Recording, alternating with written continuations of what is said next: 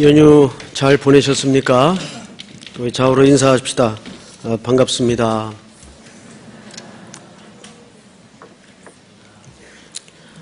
오늘은 사무엘상 14장 전체를 좀 보도록 하겠습니다. 우선 이것이 어차피 역사를 배경으로 한 이야기이기 때문에 물론 시간별로 성경이 구성된 건 아니지만 앞에 스토리가 머릿속에 담아져야 오늘의 본문이 또 이어질 수 있습니다. 우리는 지난주 13장에서 급격하게 쇠락의 길을 걷고 있는 사울의 군대와 또 사울의 모습을 봤어요. 늘 그 배경에는 블레셋이라는 큰 대적이 이스라엘을 괴롭히고 있었죠. 그리고 그 블레셋을 향해서 대응하는 사울의 방식이 하나님에게 참 마땅치 않았습니다. 예를 들면 블레셋 군대는 병거가 3만, 마병이 6천, 그리고 군사의 수는 모래의 해변 같았다. 해변의 모래 같았다. 거꾸로 얘기를 했네요. 해변의 모래 같았다. 이렇게 표현이 되어 있어요. 거기에 비해서 사울의 군대는 다 빠져나가고 달랑 600명이 남습니다. 그러니까 사울이 다급하니까 백성들은 내게서 흩어지고 제사를 집례해야 될 제사장은 사무엘은 오질 않고 게다가 블레셋은 물러설 기미를 보이지 않자 그만 하나님의 영역을 침범하는 제사를 자기가 집례하는 실수를 범하고 맙니다. 그것은 실수를 넘어서 큰 죄죠. 그리고 그 일로 사무엘에게 아주 준엄한 책망을 받는데 뜻밖의 우리는 대수롭지 않게 보여지는 불순종인데 큰 책망을 받습니다. 그 책망이 13장 14절에 보시면 이렇게 소개되어 있어요. 지금은 왕의 나라가 길지 못할 것이라. 여호와께서 왕에게 명령하신 바를 왕이 지키지 아니하였으므로 여호와께서 그의 마음에 맞는 사람을 구하여 여호와께서 그를 그의 백성의 지도자로 삼으셨느니라. 그리고 떠납니다. 결국은 왕의 보좌는 왕의 나라는 길지 못할 것이다 라는 청천벽력 같은 선언을 하고 떠나버립니다. 이 선언을 받은 직후에 사울은 굉장히 이 심령 상태가 공고했습니다. 그래서 지금 그렇게 급격히 몰락해 가는 사울의 앞부분을 우리가 살펴보았어요. 그리고 이제 장이 바뀌어서 오늘 14장에 들어서니까 뜬금없이 요나단의 이야기가 등장을 합니다. 요나단은 여기에서 굉장히 꽤 괜찮은 그림으로 모습을 드러내요. 그래서 우리가 성경을 읽는 독자의 입장에서 이 성경을 유심히 세밀히 보지 않으면 오늘 14장의 스토리가 초점이 어디 있는지를 놓치게 됩니다. 이게 도대체 요나단의 이야기를 하자는 것이냐 아니면 사울의 이야기를 또 다른 각도에서 하자는 것이냐 잘 알 수가 없도록 이렇게 엮여져 있습니다. 그래서 오늘 이 요나단의 이야기는 우리가 조금 조심해서 찾아봐야지 단순하게 이 사건만을 보기 시작하면 그의 요나단을 또 한 명의 신앙의 영웅으로 드러내는 그런 단순 논리에 빠지게 됩니다. 그래서 우리 1절부터 한번 보도록 하죠. 하루는 사울의 아들 요나단이 자기의 무기를 든 소년에게 이르되 우리가 건너편 블레셋 사람들의 부대로 건너가자 하고 그의 아버지에게는 아뢰지 아니하였더라. 자, 여러분, 지금 적군은 3만 6천 병거 마병에다가 군대의 수는 해변에 모래 같다 그랬어요. 그럼 규모가 이건 어마어마한 규모 아닙니까? 근데 지금 요나단이 역사의 전면에 탁 튀어오르면서 달랑 2명, 자기를 포함해서 그것도 무기든 부관 하나 데리고 적진으로 가자고 선언을 한 겁니다. 과연 이 선언이 인간적인 용기일까? 아니면 타고난 담대함일까? 아니면 신앙적 이유일까? 6절은 이렇게 소개를 합니다. 자, 6절을 좀 볼까요? 요나단이 자기의 무기를 든 소년에게 이르되 우리가 이 할례받지 않은 자들에게로 건너가자. 여호와께서 우리를 위하여 일하실까 하노라. 여호와의 구원은 사람이 많고 적음에 달리지 아니하였느니라. 자, 6절의 고백을 보면 이 요나단의 용맹과 담대함이 인간적인 면모에서 나온 겁니까? 아니면 신앙에서 나온 겁니까? 신앙에서 나온 거예요. 분명히 신앙에서 나왔어요. 여기 우리가 요나단의 고백 속에 3가지 정도를 유념해서 봐야 되는데, 첫째, 할례받지 않는 저 백성이, 그러니까 이 전쟁을 하나님의 전쟁과 그 대적의 싸움으로 이해를 했다는 뜻입니다. 그리고 2번째는 여호와께서 우리를 위하여 일하실까 하노라. 하나님에게 자유로움을 주었어요. 하나님이 반드시 우리에게 승리를 줄 것이다. 이렇게 하나님을 압박하고 밀어붙이질 않았어요. 보통 우리 기도는 압박을 하잖아요. 하나님을 향해서. 그래서 하나님이 안 들어주면 큰일 날 것처럼 기도를 하죠. 근데 요나단은 할까 하노라. 이 어법은 하나님에게 굉장한 자유로움을 드리는 겁니다. 물론 상관없이 하나님은 자유로운 분이지만 그것을 대면해야 되는 신앙인의 입장에서는 굉장히 중요한 자세예요. 게다가 3번째는 어떤 표현이 들어있는 거 아니? 여호와의 구원은 사람이 많고 적음에 달리지 아니하였느라. 그러니까 하나님의 전쟁은 크기에 있지 않다는 겁니다. 자, 이거는 종합해 보면 요나단이 이 2명을 달랑 데리고 수만 명이 포진해 있는 저 적진으로 뛰어든 이 용감함은 인간적인 담대함이나 용기가 아니었어요. 분명한 신앙인의 행동에서 나온 그림입니다. 자, 이제 여기서 우리는 요나단에 등장해야 되는 성경적 이유에 대해서 살며시 얼굴을 좀 밝혀야 됩니다. 사실 이 얘기는 요나단의 이야기가 아니에요. 요나단과 의도적으로 누구를 대비시키고 싶었던 겁니까? 사울입니다. 그래서 오늘 1절에 보면 이런 표현으로 이 장이 시작된다는 걸 놓쳐서는 안 돼요. 하루는 사울의 아들 요나단이, 자, 앞을 잠깐 보실까요? 누구의 아들이라고 밝히고 있어요? 사울의 아들 요나단이. 이건 마치 돌감람나무에서 참감람나무가 태어난 격이 되는 겁니다.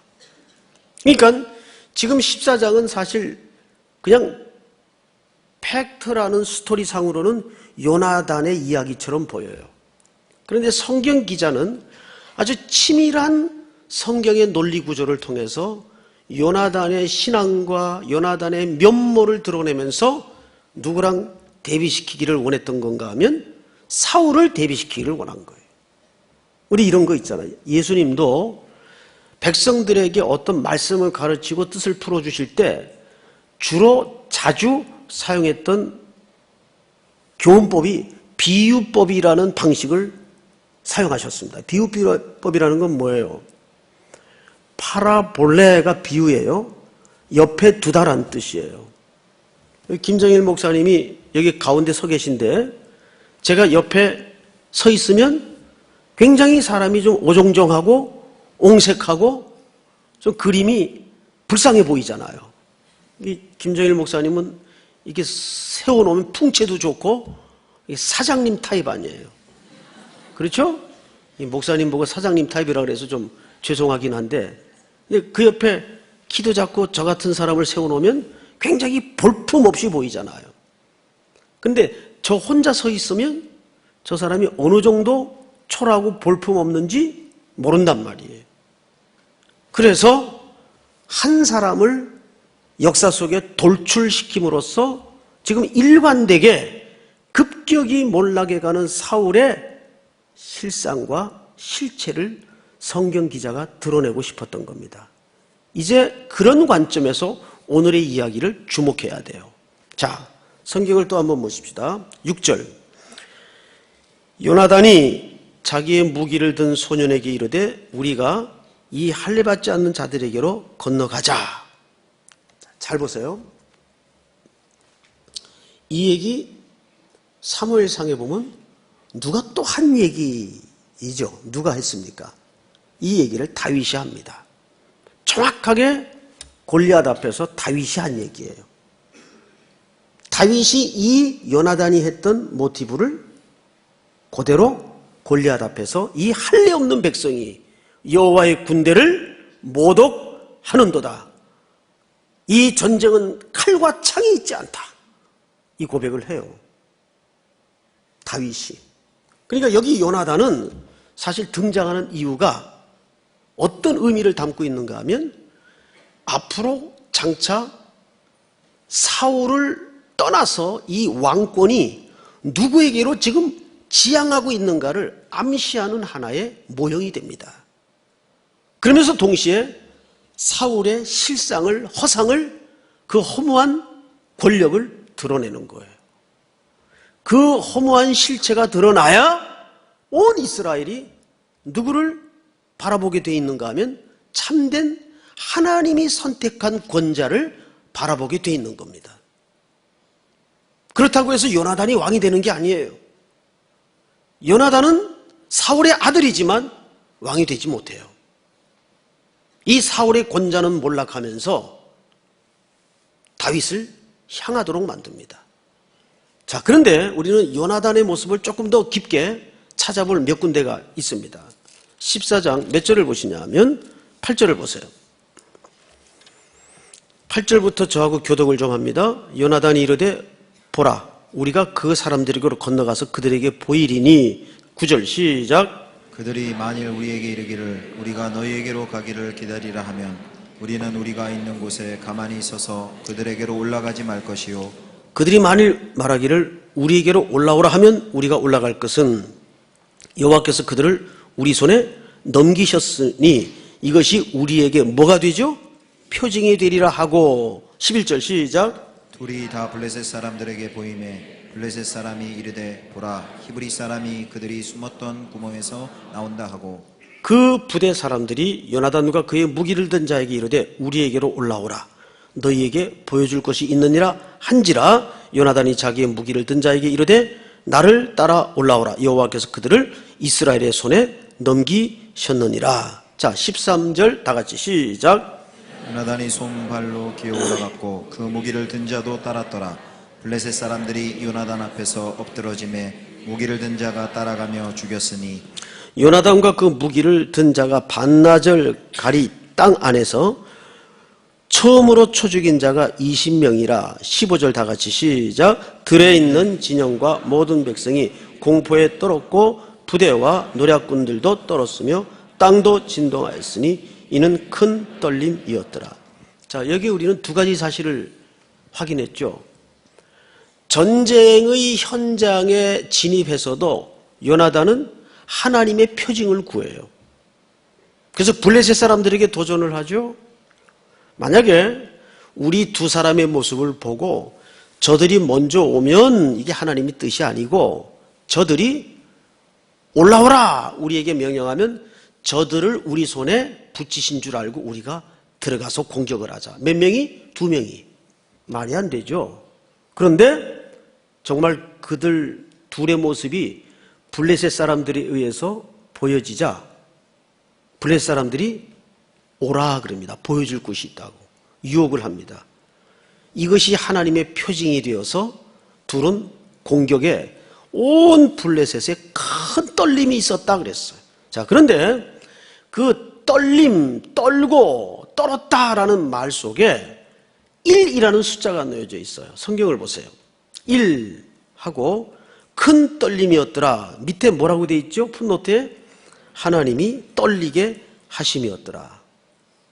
그러니까 정확하게 이 전쟁은 누가 주도하시고 구원을 주신 전쟁이냐 하면 하나님이 주도하시고 표징을 보이시고 주도하신 전쟁이며 요나단을 사용하셨어요. 그러니까 요나단이 2명을 데리고 자기를 포함해서 전쟁터에 뛰어들어올 수 있었던 것은 인간적인 담대함이나 인간적인 용기가 아니었어요. 사람이 참된 담대함과 용기는 사실 신앙에서 나옵니다.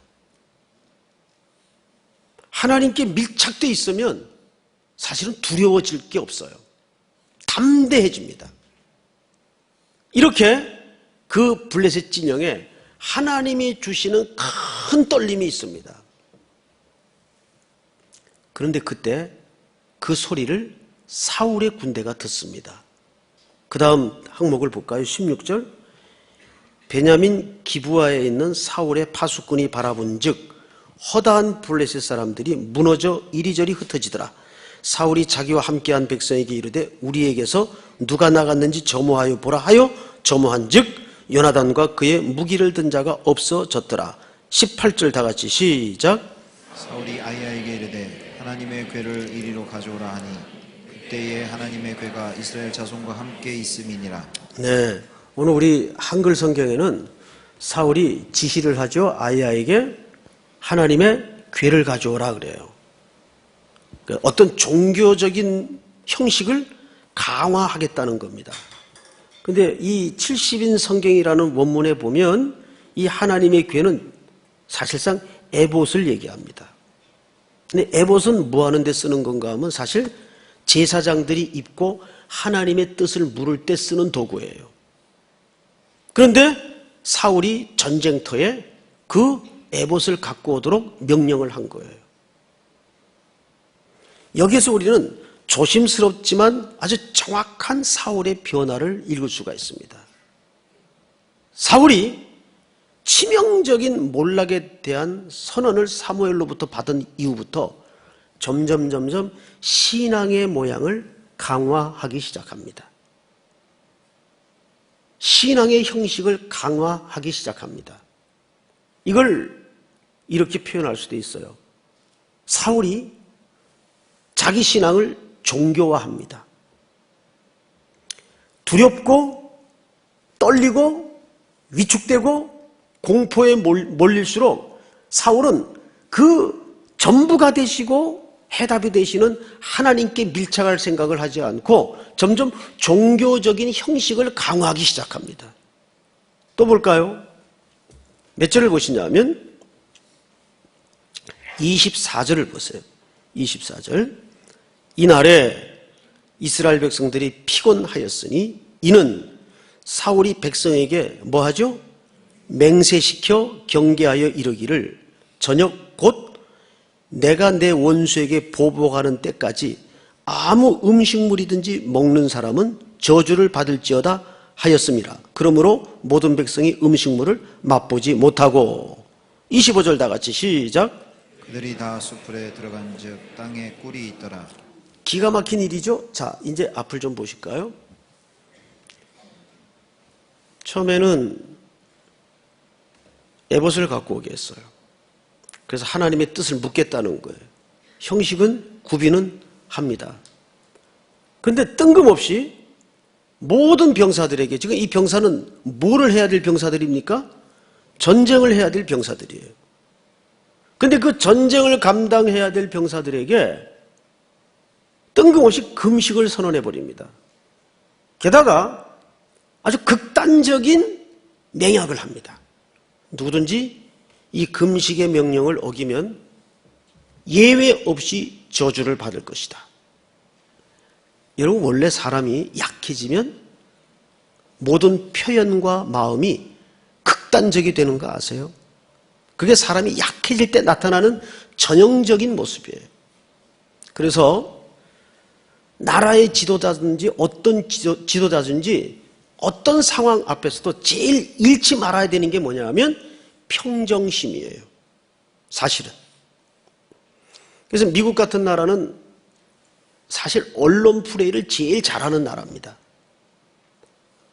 나라가 어떤 깊은 절망과 위기에 봉착해 있을 때 일부러 대통령 휴가 가는 그런 그림을 사진으로 그 일면 톱 기사로 냅니다. 여기에는 이중적인 메시지가 있어요. 백성들에게 사실은 안심시킨다는 메시지가 있어요. 국민 여러분, 걱정하지 마십시오. 미국은 흔들리지 않습니다.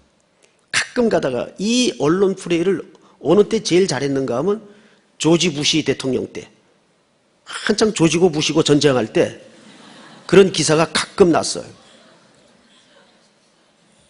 언론 플레이를 그렇게 합니다. 헬기 타고 휴가 가는 그림 일면 톱에다 내요. 그것은 뭐냐면 지도자가 같이 흔들거려서는 안 되거든요. 어떤 위기 앞에도. 그런데 지금 이미 사울은 그 단계를 넘어섰어요. 자꾸 극단적으로 가요. 그리고 그 표정으로서 종교적인 형식을 강화시킵니다. 뜬금없이 갑자기 에봇 갖고 오라 그러더니 그것도 성이 안 차니까 금식을 선언해요. 그리고 극단적인 말을 합니다. 그래서 신앙이 성숙한 사람은 절대, 결코, 단연코, 죽어도 이런 표현을 안 해요. 항상 어떤 여지를 둡니다. 아, 그럴 수도 있겠구나. 그런데 이제 신앙이 성숙지 못한 사람들이 되게 열내고 불내가지고 막 바르르 떨고 어떻게 막 그러면서 뭘 어떻게 하긴. 그러면 안 돼요. 그런데 이 문턱에 사실은 자기가 나중에 넘어집니다. 어느 교회에서 이런 일이 있었대요. 이제 교회 일꾼을 선출하는 이제 투표를 앞두고 이제 교회 룰을 정하는 거예요. 룰을. 근데 보통 이제 권사님들이나 장로님들은 3분의 2가 돼야 돼요. 전체 투표 참여수의 3분의 2가 나와야 돼요. 뭐 장립집사도 마찬가지죠. 근데 예를 들어서 10명이 투표에 참여를 했으면 3분의 2는 숫자가 얼마가 돼야 3분의 2가 됩니까? 7명. 그런데 정확히 3분의 1 하면 사실 7명이 나와야 안 나와요? 7명이 안 나오잖아요. 3분의 1씩 하면은 3.33333이 계속 나올 텐데, 결국은. 그래서 만약에 3분의 1 하면 6.6 몇이 나오겠죠. 문제는 이것 때문에 문제가 됐어요. 이제 룰을 미리 정하네. 투표는 안 했어요. 룰을 정하는데, 예를 들어서 7명이 돼야 되는데 6.4가 나왔다든지 6.2가 나왔다든지 6.6이 나왔다든지 하면 어쨌든 온전한 일은 안 되니까 이거를 올려야 되느냐 잘라야 되느냐, 그러니까 쉽게 얘기하면 반올림을 해야 되느냐 안 해야 되느냐, 이 문제로 이제 옥신각신 난리가 난 거예요. 그래서 이제 그 논리적이고 또 라직한 사람은 이거는 일이 안 되니까 잘라야 된다. 또 한편에서는 어차피 일꾼을 뽑자는 데 취지가 있는 거고, 또 이것이 물건 개수도 아니고 사람 개수인데 이거를 반내림해서 되겠느냐, 소수점이 나오면 무조건 한 인격으로 간주를 해서 올리자, 이래가지고 이제 시시비비가 논란이 끝나질 않는 거예요. 대개 이제 다 합의가 됐어요. 그러면 소수점이 나오면 무조건 한 사람으로 쳐줘서 올려주자, 사람을 뽑자는 데 있는 거니까. 그런데 한 분이 결사 반대를 하는 거예요. 아주 역사적 사명을 가지고 반대를 하는 거예요. 네? 절대 안 된다고. 그거는 불법이라고 그래요. 불법. 막 그러면서 하니까 어떻게 해요? 그래서 이제 겨우 목사님이 설득을 해가지고 달랬대요. 일꾼을 뽑자는 거고 이거는 룰이니까 우리가 합의만 하면 이건 불법이 아니다. 그러니까 이분이 투표에 참여하지도 않고 더더군다나 개표에 참여하지도 않고 화를 내면서 나가버렸어요. 이건 어떡합니까? 그냥 한 사람 나갔다고 모든 걸 중단할 수는 없고 해서 이제 잘 진행이 됐는데 룰을 정하길 잘했지 희한하게 딱 권사 후보 한 사람이 거기 걸린 거예요. 소수점에. 그 룰대로 올려주기로 해가지고 그 사람이 딱 한 표 차이로 턱걸이를 해서 권사가 된 거예요. 그 장로님 부인이에요. 역사적 사명을 띠고 반대했던 그 장로님 부인. 그래서 이 장로님이 나중에 회개를 하고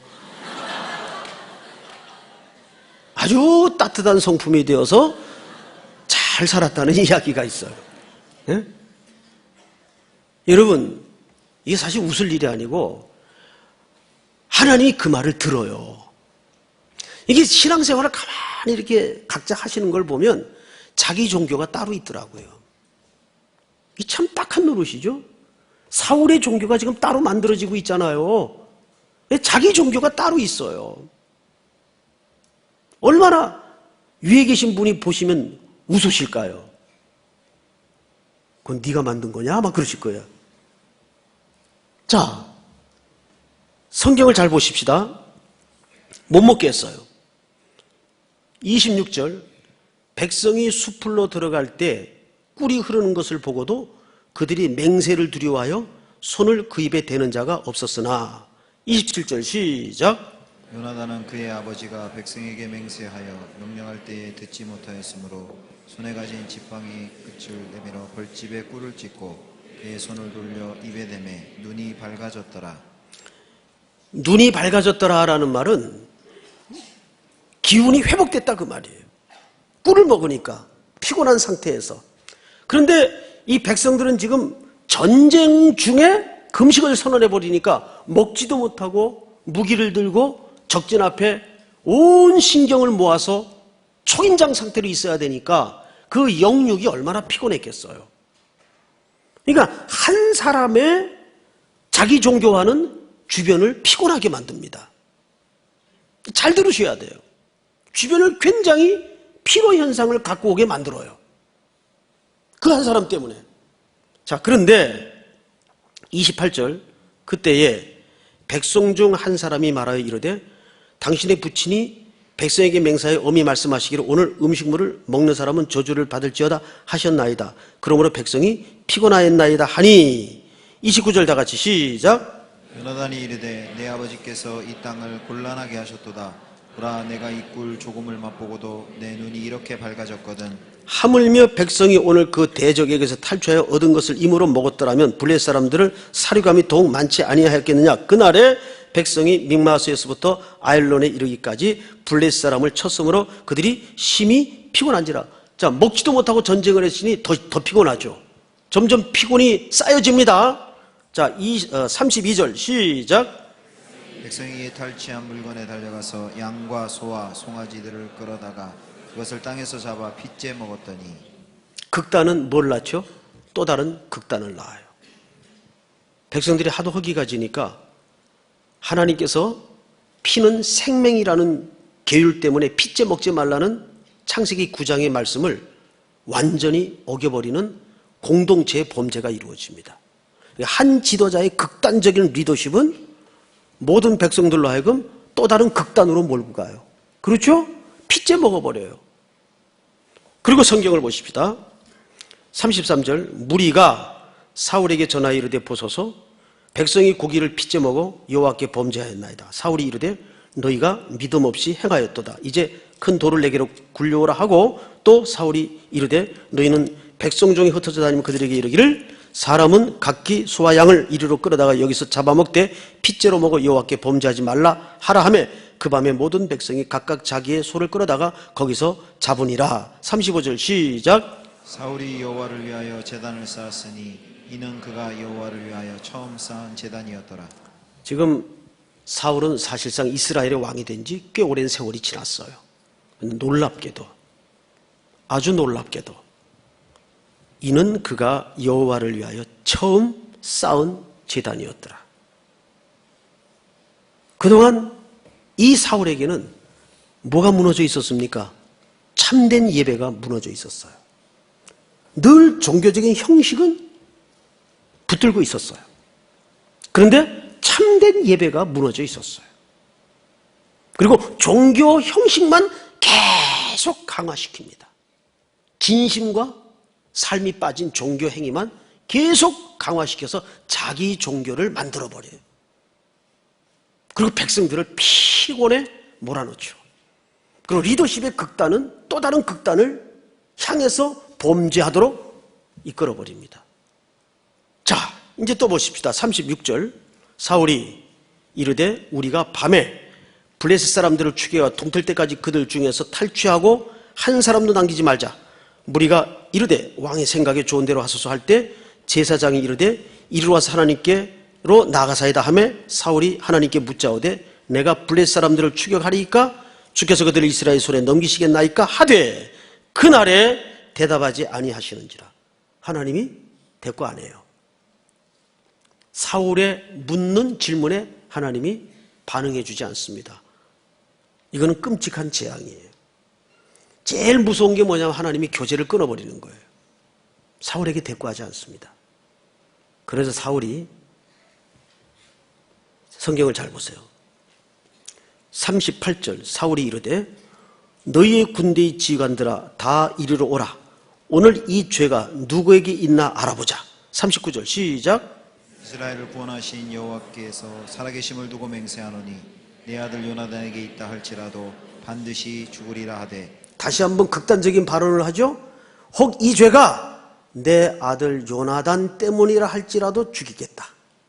설마 자기 아들에게 문제가 발견될 줄은 꿈에도 몰랐겠죠. 그러니까 자식 키우는 사람들은 함부로 얘기할 수가 없어요. 어느 구름에 비가 올지 알게 뭐예요. 절대 이것은 금지사항이에요. 그런데 사울이 이런 극단적인 표현을 합니다. 반드시 죽이리라 하되 모든 백성 중 한 사람도 대답하지 아니하며 이에 그가 온 이스라엘에게 이르되 너희는 저쪽에 있으라. 나와 네 아들 요나단은 이쪽에 있으리라.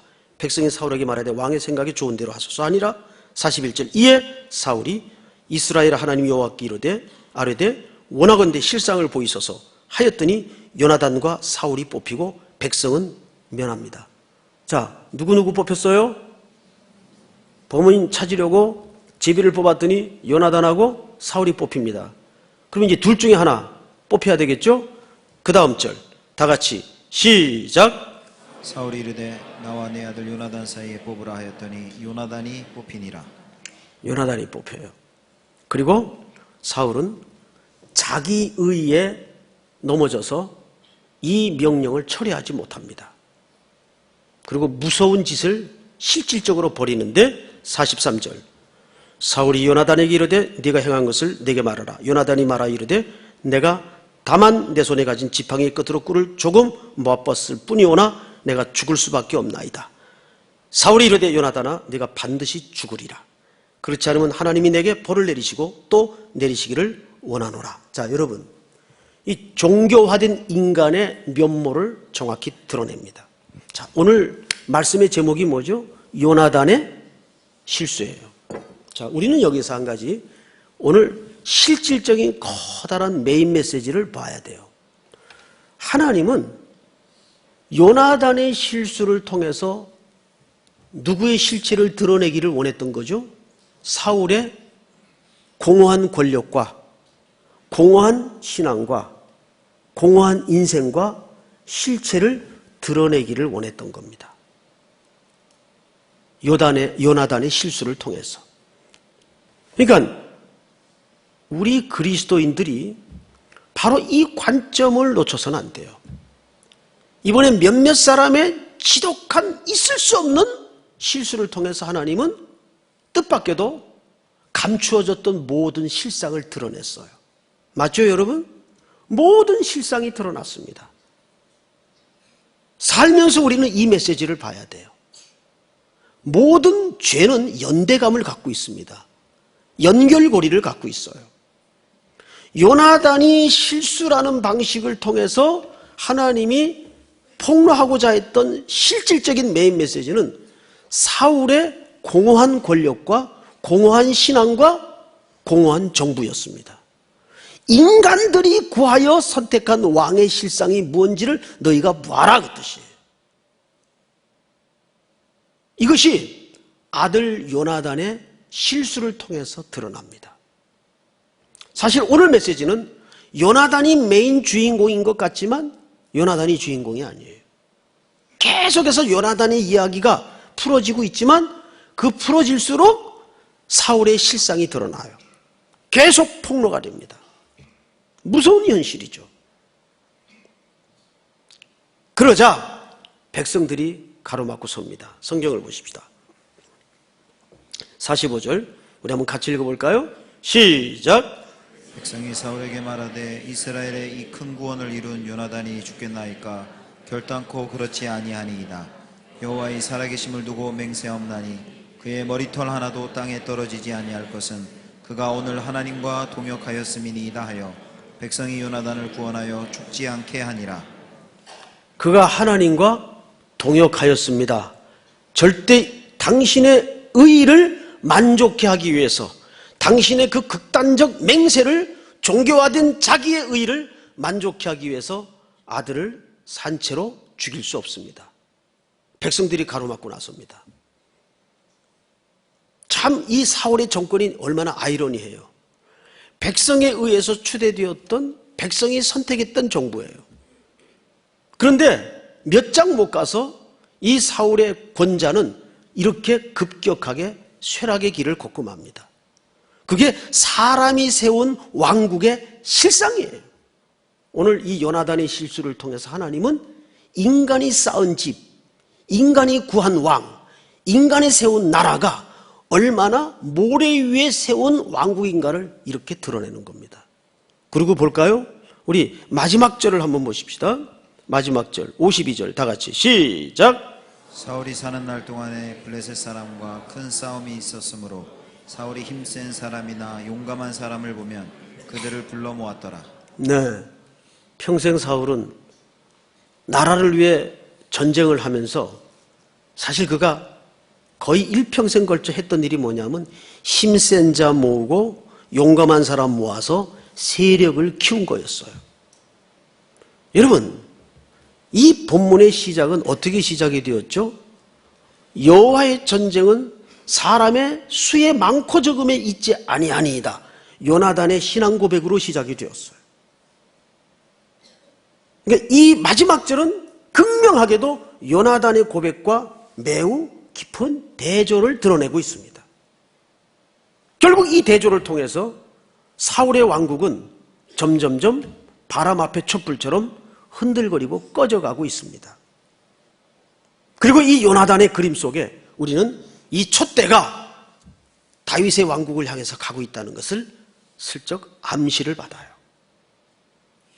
자, 우리는 마지막 결론으로 이런 하나님의 설명 방법 앞에 깊은 적용거리를 하나 붙들어야 됩니다. 뭘까요? 역사 속에 공동체 안에 개인 가정 안에 벌어지고 일어나는 수많은 아픔, 눈물, 실수 얼마든지 우리에게 부딪혀 옵니다. 그럴 때 우리는 그 표면에 나타난 스토리만 봐서는 안 돼요. 표면에 나타난 팩트만 봐서는 안 돼요. 그 속에 하나님이 말씀하고자 하는 것이 뭘까? 오늘 이 본문은 사울의 허상을, 실체를 드러내는 데 요나단이 쓰입니다. 또 이와 반대의 경우가 있을 수 있겠죠. 우리 주변에 민감한 영적인 눈을 열어서, 마음을 열어서, 귀를 열어서 하나님의 시각으로 하나님이 우리 공동체에, 또 우리 나라에, 또 나 개인적인 가정 내 삶 속에, 우리 직장과 일터에 이런 일들을 통해서 드러내고자 하는 실체가 뭘까? 그걸 붙들 수 있는 민감한 센스와 마음이 있어야 됩니다. 그것이 오늘 이 본문이 말하고자 하는 굵은 메시지예요. 그걸 통해서 우리로 하여금 계속 우리 시선을 하나님께 밀착하는 삶이 얼마나 온전하고도 행복한 삶인가를 말해주고 있는 겁니다. 사람이 구한 왕국, 사람이 세운 사람, 결국 그 끝이 어떠한가를 오늘 사울의 몰락 속에 보여주는 거죠. 결국 뭐가 참된 겁니까? 하나님이 주신 것이 참된 것이고 하나님이 준 것만 진짜입니다. 사람이 구한 것은 손안에 빠져나가는 물 같아요. 잡힌 것 같은데 사실은 없어요. 그게 우리 인생의 발짝마다 사실은 확인되지 않습니까? 오늘도 이 말씀이 또 한 주간을 여러분들이 살아가는데 요나단의 고백이 여러분들의 고백이 되면서 사울의 실체가 내 안에 계속 개혁되어지고 드러나는 반성과 성찰과 진정한 회개가, 그리고 매일매일 십자가의 구원이 저와 여러분들의 고백 속의 삶 속에 있어지기를, 새로워지기를 축복합니다. 우리 다 일어나십시다. 예수 피를 힘입어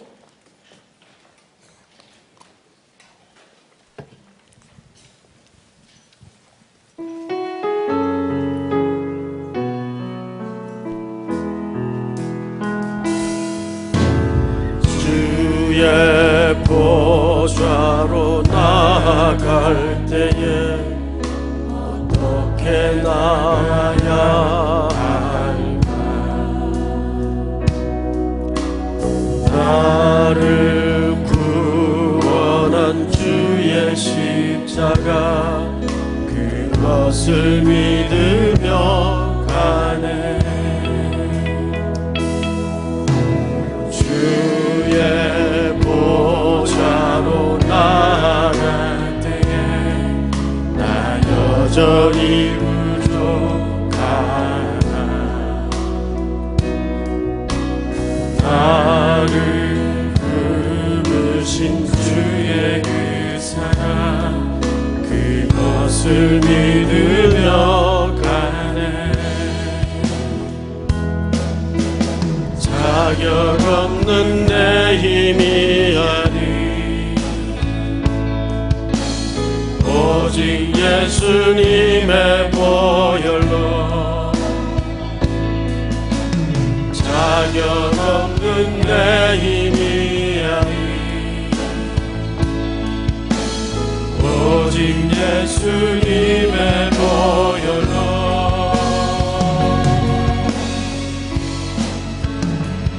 십자가의 보혈, 완전하신 사랑, 힘입어 나아갑니다.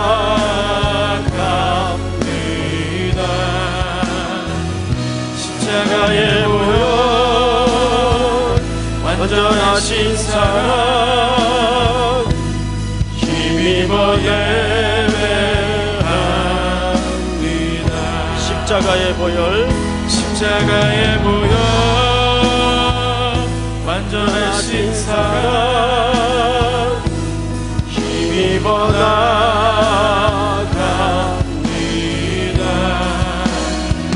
십자가의 보혈, 완전하신 사랑, 힘입어 예배합니다.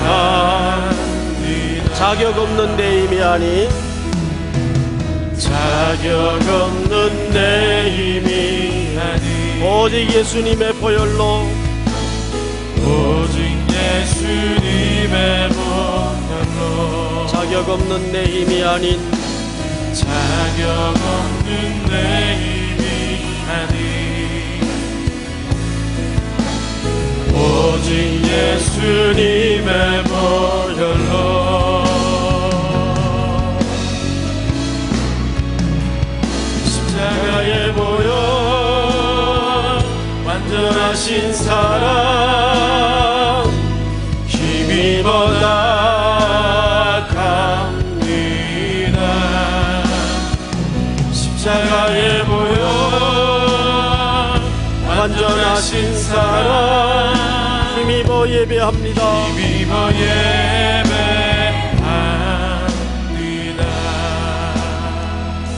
사랑하는 우리 삼일교회 성도 여러분, 한번 조용히 눈을 감고 오늘 주신 말씀을 비추어 내 영혼을 살피고 우리 공동체를 살피고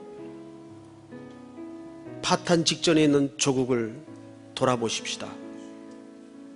하나님이 어떤 사건 또 어떤 경우를 우리에게 맞닥뜨리게 하실 때는 분명 드러내고자 하는 실체가 있었기 때문입니다. 우리는 개인적이든 공동체적이든 국가적이든 그 하나님의 메시지를 놓쳐서는 안 됩니다. 그것을 붙들고 다시 한번 눈물을 흘리면서 십자가의 긍휼과 자비를 힘입어 기어서라도 십자가로 다시 돌아가야 됩니다. 오늘 이 말씀 붙들고 교회를 위해서 슬픔을 당한 유족들과 또 구조 중에 있는 그 작업을 위해서 또 자신을 위해서 우리 서신체로 간절히 소리내어 기도하다가 개인적으로 돌아가시기 바랍니다. 우리 주여 한번 부른 다음에 기도합시다. 주여! 사랑하시는 하나님